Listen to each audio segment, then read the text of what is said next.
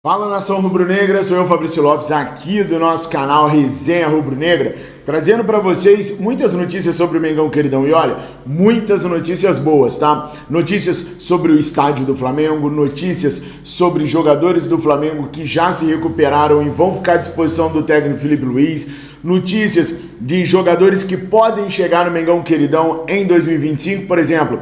Estava averiguando a questão do Arthur Cabral. Saiu a informação lá em Portugal que o Flamengo tem interesse no Arthur Cabral. Mas qual Flamengo tem interesse no Arthur Cabral? O Flamengo do Dunche, o Flamengo do Landinho, o Flamengo do BAP, o Flamengo do Maurício Gomes de Matos? Afinal de contas, quem é que está atrás do Arthur Cabral, uma vez que nós temos eleição no final do ano e a gente não sabe ainda quem é o presidente do Flamengo? Não conhecemos ainda quem será o presidente do Mengão queridão. Bom, apuramos e descobrimos para vocês se alguém esteve atrás do Arthur Cabral, hoje do Benfica, mas que teve boas passagens pelo Palmeiras, pelo Basel da Suíça e a Fiorentina da Itália.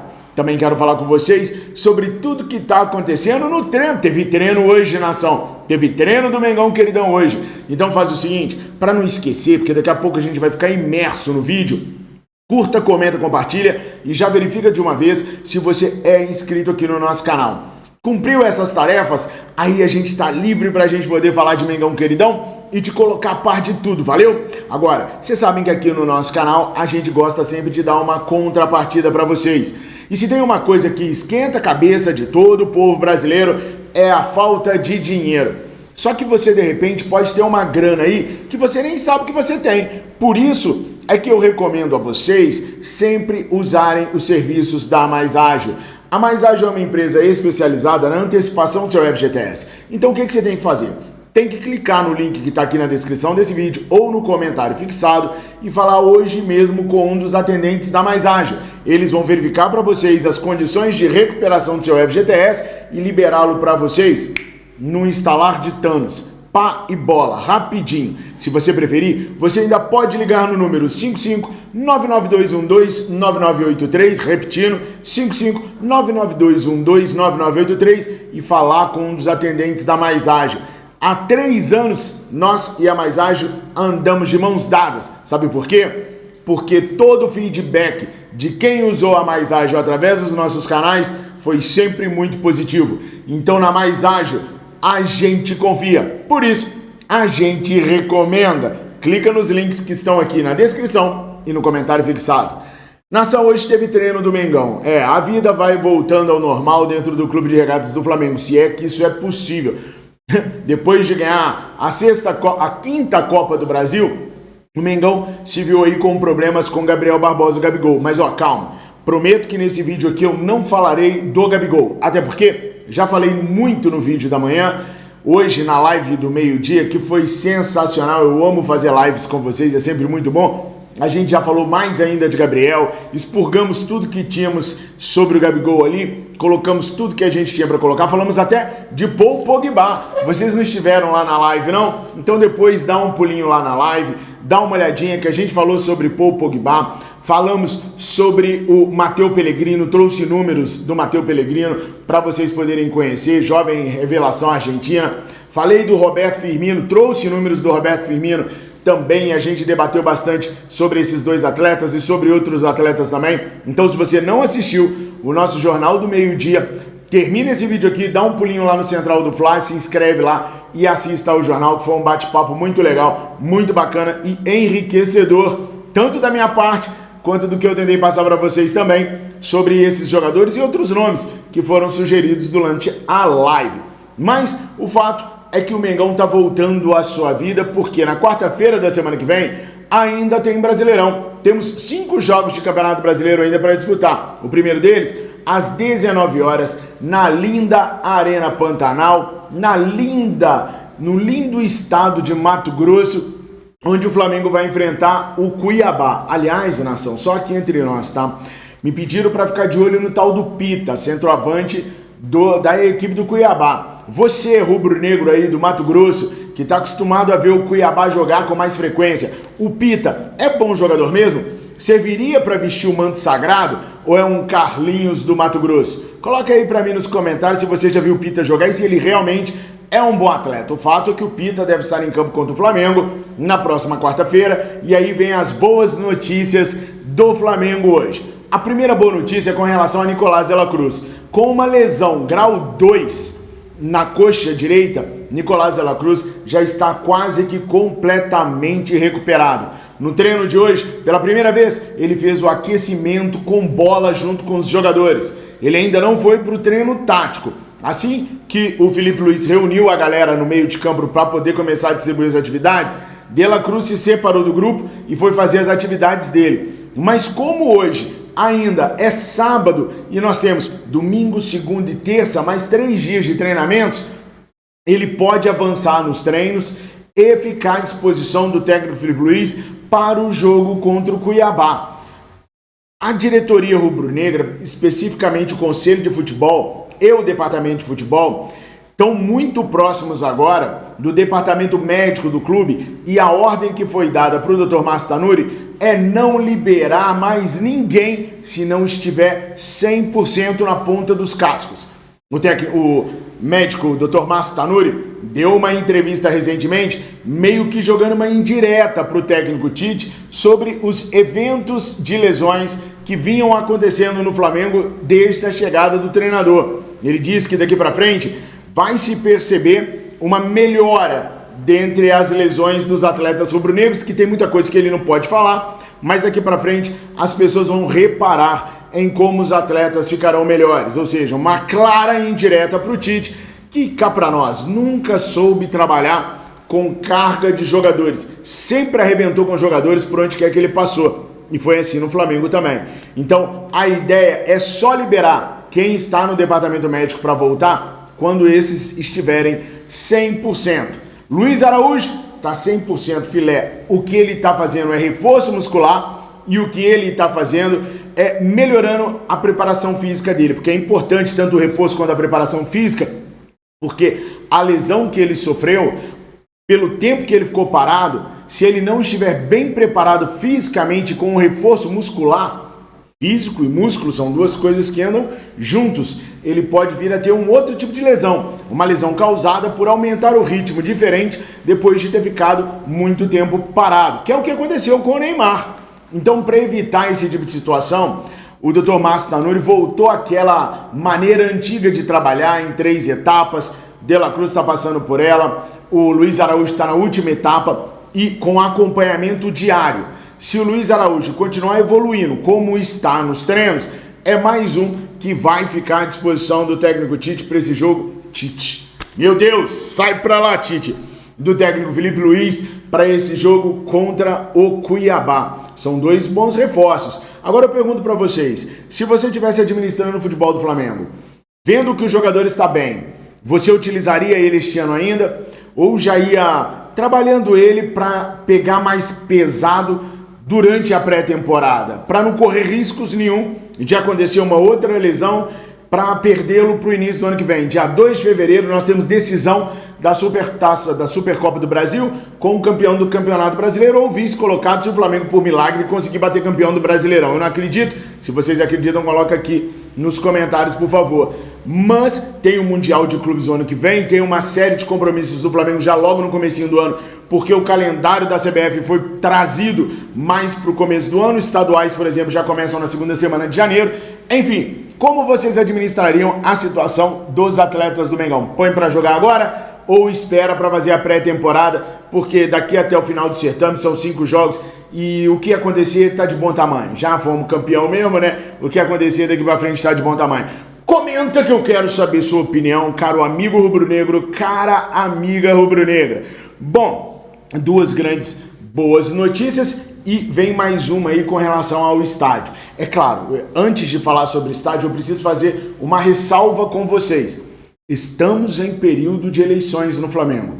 Precisamos tomar cuidado com todo tipo de fala sobre o estádio, porque o detentor da narrativa é o cara que quer ganhar a eleição no final do ano. Então a gente tem que tomar cuidado para que a gente não caia no conto do vigário. Mas é importante a gente acreditar desacreditando, confiar desconfiando, mas a gente tem que cobrar, meus amigos. E na CNN Marcos Bodan, hoje vice-presidente de patrimônio e candidato a vice-presidente de Dunch, na eleição que vai acontecer no dia 9 de dezembro, disse que as obras iniciarão em maio de 2026. Então você que já está aí com a enxada separada, com a pá separada, para ir para janeiro, capinar ali o negócio do terreno do gasômetro, guarda suas ferramentas, que as obras devem começar apenas em maio de 2026. Segundo o vice-presidente de patrimônio e também candidato a vice-presidente do Flamengo no geral, Marcos Bodan, as obras começando em maio dariam ainda uma gordurinha para ser queimada para poder inaugurar o estádio no dia 15 de novembro de 2029, que é a data que os caras querem entregar o estádio rubro-negro. Então não se esqueçam, segundo Marcos Bodan, vice-presidente de patrimônio de Rodolfo Landim e vice-presidente geral de Rodrigo Dunch Abranches, prometeu o início das obras para maio de 2026. Vamos acreditar desacreditando, confiar desconfiando, mas vamos guardar essa informação para a gente poder cobrar lá na frente, se caso eles estiverem ainda no poder rubro-negro, ok? Tem um detalhe, pessoal, da onde virá o dinheiro para começarem as obras? Bom, o Flamengo procura maneiras novas de captar recursos, e toda vez que eu falar Flamengo até o dia 9 de dezembro, entenda-se Rodolfo Landim, Rodrigo Dunch Abranches e Marcos Bodan, que são os três que estão à frente do projeto do Estádio Rubro-Negro por enquanto, até o dia 9 de dezembro. Depois, outra equipe assumirá. Ganhe quem ganhar, outra equipe assumirá o projeto do estádio do Flamengo. Mesmo sendo o pessoal da atual situação, teremos outra equipe. Então, tudo que eu falar a partir de agora sobre o estádio, estou me referindo a Landim, Dunch e Bodan.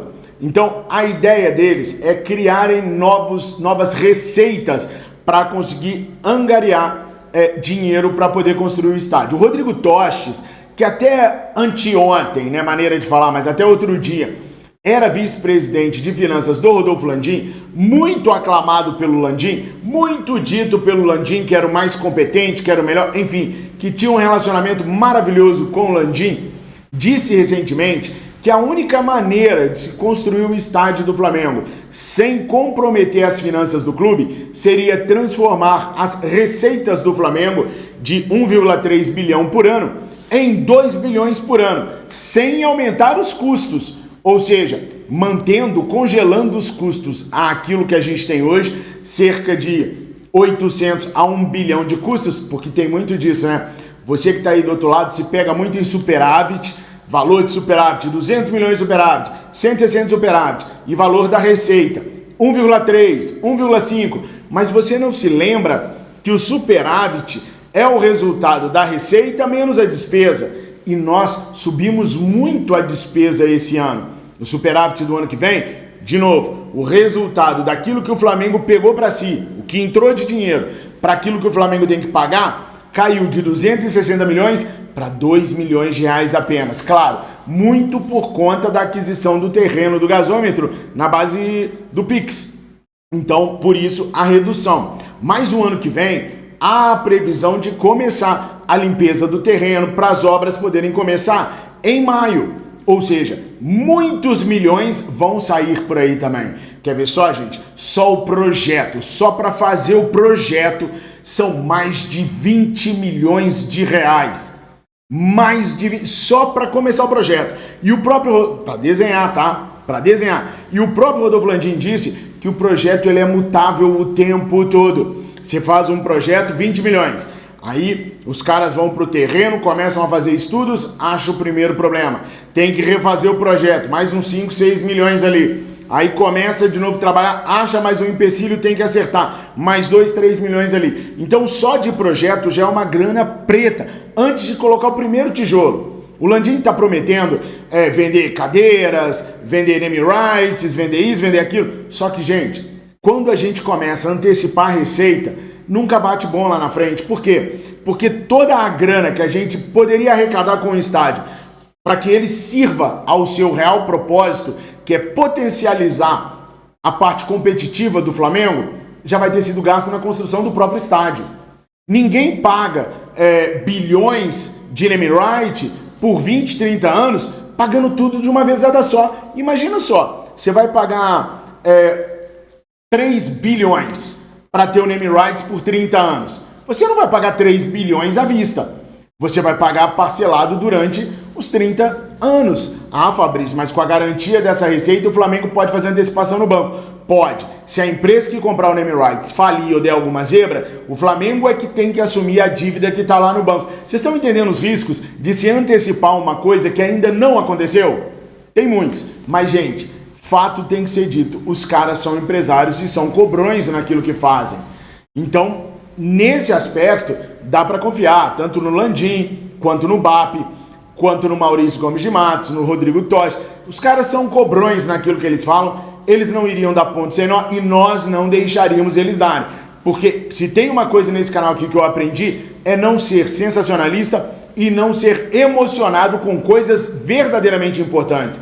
Me emociono quando eu falo que vou ganhar brasileiro, que vou ganhar tudo, mas eu sei que coisa, quando é mesmo comprometedora com o Flamengo, a gente tem que ser mais racional do que emocional. Então nós vamos estar cobrando os caras sempre, e eu sempre vou contar com o apoio de vocês para manter tudo na linha, na rédea curta, para o Flamengo jamais descarrilhar na questão financeira. Então tem uma série de coisas que eles ainda têm que bolar, que eles ainda têm que descobrir, mas a notícia é boa sim. Só de se prever iniciar as obras no dia em maio de 26, já quer dizer que a gente já pode cobrar 2025, que tudo isso que eu acabei de falar agora com relação às receitas sejam iniciados e sejam feitos. Todo mundo quer a mesma coisa, independente da chapa, independente de quem você torce, todos os rubro-negros querem a mesma coisa. O estádio sem comprometer a parte esportiva e sem comprometer as finanças do clube. Ou eu tô com uma visão errada? Comentem aqui o que vocês pensam sobre tudo isso, mas eu acho que a gente vai combinar nesse aspecto. Então é uma boa notícia, pelo menos já temos data. Sabe por quê, pessoal? Quando a gestão atual vem e diz que vai começar em maio de 26, as outras gestões não podem fazer diferente.